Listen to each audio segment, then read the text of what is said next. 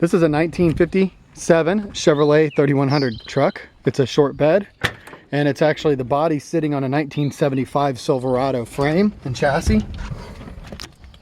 I turn the key and it's on a push button start. She fires right up. Radio works. I just wanna love on you. I think this is a great project truck because it's already got the desirable chassis swap. Oop, let me put it in gear.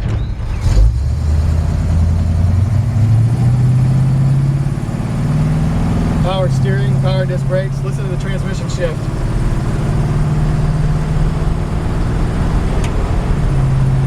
It shifts great. Truck steers well.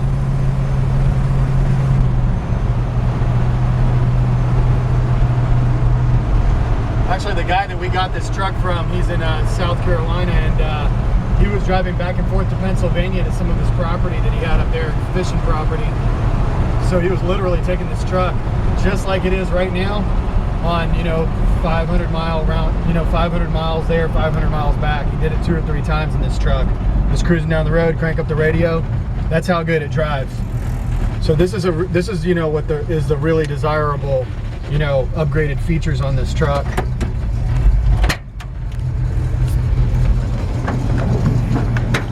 The engine runs good and sounds good. Windows roll up and down well. Let me let you see the engine.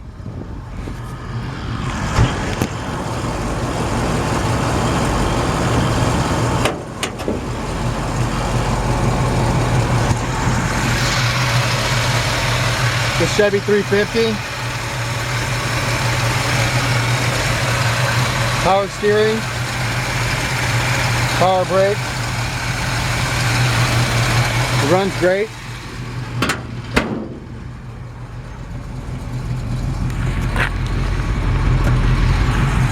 I just pulled the light switch on it. Lights work.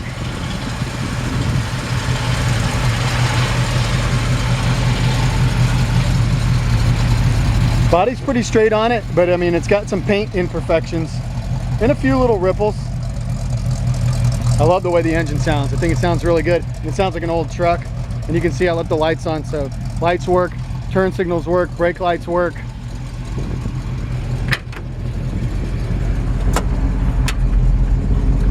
Turn it off real quick.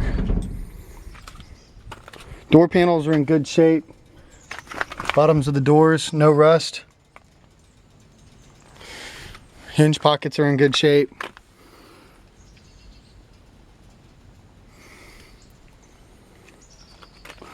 The dash looks good. The speedometer does work.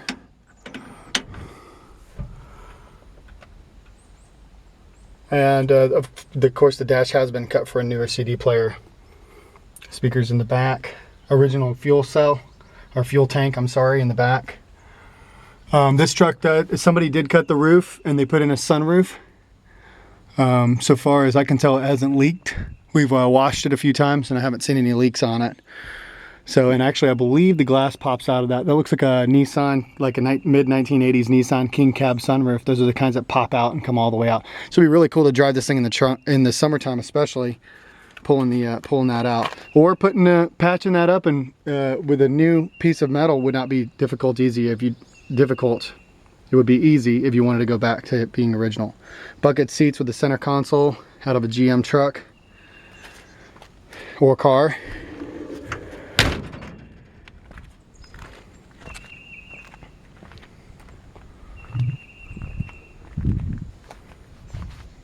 These trucks are so desirable, and I think this would be a great truck to rat rod out or shop truck. You could put virtually no money in it at all if you wanted to do rat rod style or shop truck style with it. It's got a few paint imperfections on it all around. It's just got an old paint job, and you can see, little stuff like that where it's kind of popping up, peeling, little pop there, paint peeling on the side. A little spot where somebody just puttied over the antenna, looks like, the antenna hole. Somebody had put an actual 1969 Mach 1 hood scoop on here, which is non-functional on a Mach 1 in 1969 for a Ford. but somebody put that on here thinking that looked cool. But when we got the truck, it's been taken off, but the holes are still there. I actually we do a lot of Mustang restorations, and I happen to have that hood scoop, so I laid it down on there, and the holes line up perfectly. And if somebody wanted it, I could throw the hood scoop in if they wanted to put that back on there. It actually has both windshield wipers, and this one must have just popped off, so I'm going to put it back inside the truck.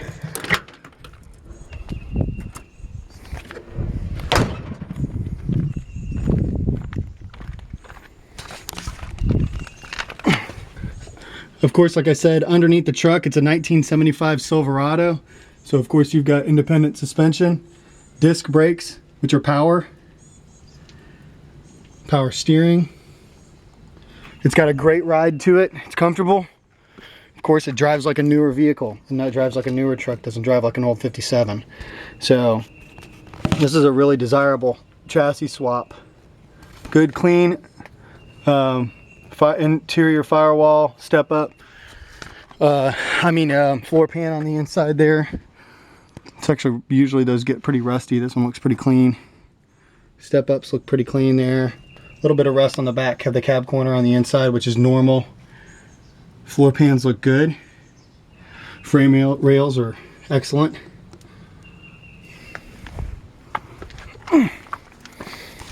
Try and show all the inside cab corners and everything on this video inspection of the vehicle.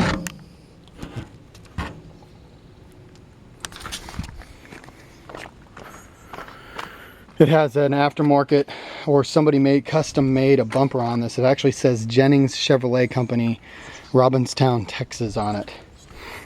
And it looks like a really heavy duty bumper that somebody made. It's actually got a piece of metal in the back. You can see that these pipes on the exhaust system are newer. No rust that I see back here at all.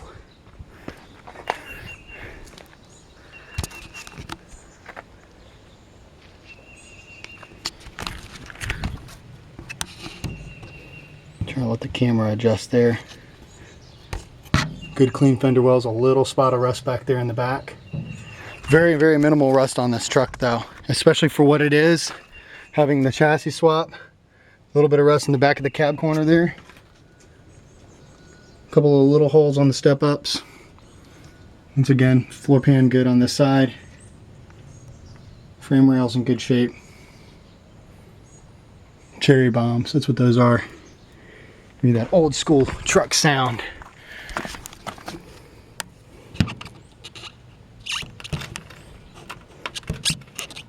Looks like it's clean in there. One little spot of rust. I'm trying to get the camera in there as much as it fits. So it's got good good tread on the tires. And like I said, this is a really good driving truck. 1957, it's one of my favorite years. These trucks are really easy to buy parts for. lmctrucking.com. Parts are very inexpensive. And I think you could take a truck like this if you wanted to do a real extensive restoration on it. You could. Everything seems to be there and pretty straight, but if it was me, I think this would make a great shop truck. I think it could make a real cool kind of a rat rod or even farm truck. And this would make a great truck for you to drive to work every day. Like I said, the gentleman we got it from, he was driving it every day, and he was even driving hundreds of miles in it, cruising down the road. So it's a very reliable, mechanically reliable, good running driving truck. And I think it's a great price.